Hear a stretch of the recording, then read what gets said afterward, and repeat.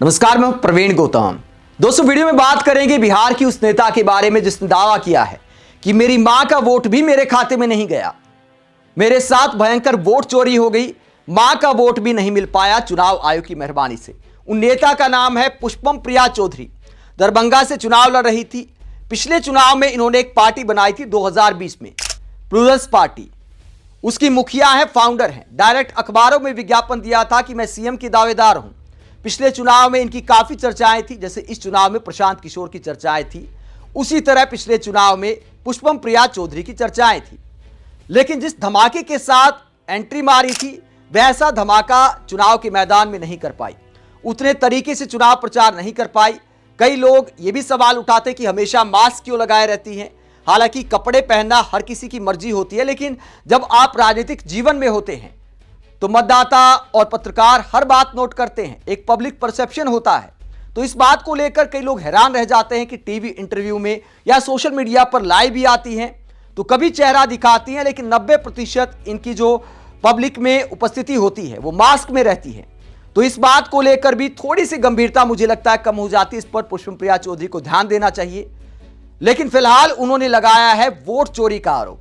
दरभंगा से उन्होंने चुनाव लड़ा है और एक के बाद एक 3-4 ट्वीट उन्होंने किए हैं। और क्या लिखा है, ये तस्वीर है अपनी मां के साथ जब उन्होंने मतदान किया था। पुष्पम प्रिया चौधरी क्या आरोप लगा रही हैं दरभंगा को लेकर। वो कहती है, दरभंगा में मुसलमानों ने भी जो हजारों वोट मुझे पारिवारिक लगाव और पसंदगी से दिए, उनके बूथों पर भी वो सारे वोट बीजेपी ने बिना देखे समझे खुद को ट्रांसफर करवा लिए। इस बार जिसका हारना तय था वो रिकॉर्ड जीत गया, कभी न मिलने वाले वोटों से। ईवीएम में पूरी तरह डकैती हुई, विरोधी वोटों की भी।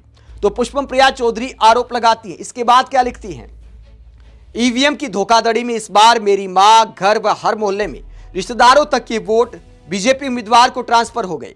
हर बूथ पर सैकड़ों वोट मैनिपुलेशन का साफ प्रमाण। वोटर हैरान कि वोट कहां गए।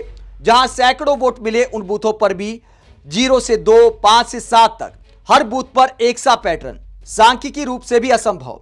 शायद जिसे ईवीएम मैनिपुलेट करने का काम दिया गया उसे बताया ही नहीं गया। इस बार मैं अपने गृहनगर से चुनाव लड़ रही हूं, जहां मेरे गिने हुए हजारों वोट हैं। इस बार आप लोगों ने बड़ी चूक कर दी है। बीजेपी, पीएम मोदी और अमित शाह को टैग करती है पुष्पम प्रिया चौधरी और कहती है कि आप लोगों ने बड़ी चूक कर दी है, आप लोग पकड़े गए हैं। पुष्पम प्रिया चौधरी को 1400 के करीब वोट मिले हैं इस चुनाव में, तो वो हैरान है इस बात को लेकर। और आगे क्या कहती हैं, आगे कहती हैं, प्रिय देशवासियों, ईवीएम लोकतंत्र के लिए समस्या बन गई है। ये मैं इसलिए नहीं कहती कि मैं हार गई या भावुक हो गई या मुझे सदमा लगा है। ये सब ट्रोल की भाषा है। देखिए, मैं विश्व प्रतिष्ठित संस्थानों में पढ़ी हूं, राजनीति और चुनाव पर बढ़िया रिसर्च किया है, विशिष्टता रही है, राजनीति को करीब से देखा है, खूब अनुभव रहा है। परिवार में ही 13 चुनाव देखे हैं। आज भी परिवार में एक व्यक्ति चुनाव जीते हैं, पर मैंने अपनी पार्टी बनाई और 2 चुनाव लड़े। मैं अपने पूरे ज्ञान और राजनीतिक अनुभव से पूरी जिम्मेदारी से कहती हूं कि ईवीएम में वोट मैनिपुलेट हो रहे हैं। साल 2020 में भी मेरे पास बूथवार सबूत थे और आज तो खूब सारे जमा किए हैं। अब चूंकि मतदान प्रणाली ही गुप्त मतदान पर आधारित है, इसीलिए इसे न्यायालय में सिद्ध नहीं किया जा सकता। इसका फैसला राजनीतिक तरीके से जनता की अदालत में होगा, जैसे भी हो, जब भी हो, जिस रणनीति से हो। यह ईवीएम मैनिपुलेशन कैसे होता है, यह गंभीर शोध का विषय है, पर यह होता है, इसमें आप कोई संदेह मत रखिए।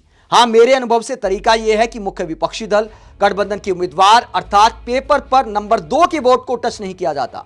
इसका उपयोग किसी नए दल के लोकप्रिय उम्मीदवार पर किया जाता है और यह एक सीट पर एक उम्मीदवार के साथ ही संभव होता है। इसीलिए जहां 2 नए लोकप्रिय उम्मीदवार हो, वहां एक का ही वोट बुरी तरह प्रभावित होगा, दूसरे का या अन्य निर्दलीय इत्यादि का यथावत रहेगा। इसीलिए अन्य सीटों पर या दूसरे राज्यों या अन्य चुनाव में अगर मुख्य विपक्षी जीत रहा है तो आश्चर्य नहीं होना चाहिए। खतरे में सिर्फ तीसरा पक्ष रहेगा। पहले नैरेटिव बनाया जाएगा कि ये सब हवा हवाई हैं, अप्रासंगिक हैं, बस सोशल मीडिया पर हैं, इत्यादि इत्यादि, ताकि चुपके से उनका वोट चुरा लिया जाए। तो नैरेटिव यही है कि हाँ, इनकी जमीनी पकड़ तो थी नहीं, या मेरे मामले में कि ये तो लंदन से आई है, इत्यादि इत्यादि, या ट्रोलों और मीम से आपको डिस्क्रेडिट किया जाए और इधर अपने वोटरों को लगने लगता है कि हाँ, मैंने तो वोट किया पर सामने वालों ने नहीं किया होगा। पर अगर आपने वोट की गिनती की है, हर बूथ पर अंदर और बाहर आपके एजेंट हो, तो आपको अच्छे से पता होता है कि 100-200 वोट 2-5 में नहीं बदल सकते, या आपके घर के वोट गायब नहीं हो सकते, या धुर विरोधी बूथ पर सत्ताधारी दल को बम्पर वोट कैसे मिले। ये सब आपका वोट होता है। इसलिए नई राजनीति करने वालों के लिए रास्ता कठिन है। इस दौर की लड़ाई को बहुत धीरज और होशियारी से लड़ना होगा। मैं इसके लिए तैयार हूं। राजनीति से नैतिकता आदि तो कब की जा चुकी थी। अब फ्रॉड, ठग और किसी भी कीमत पर जीत लेने की राजनीति है। इससे डटकर दिमागी मजबूती से मुकाबला करना होगा, और हमें भी और आप सभी जनता को भी। मैं पराजित हुई हूं, समाप्त नहीं हुई हूं। बस अब साम दाम दंड भेद की राजनीति में रणनीति बदलने की जरूरत होगी। मेरे पार्टी समर्थक और कार्यकर्ता हतोत्साहित ना हो, हम वापसी करेंगे। तो वापसी करने का दावा करती पुष्पम प्रिया और कहती है कि मेरी मां का वोट भी मेरे खाते में नहीं गया, ईवीएम ने खेल कर दिया।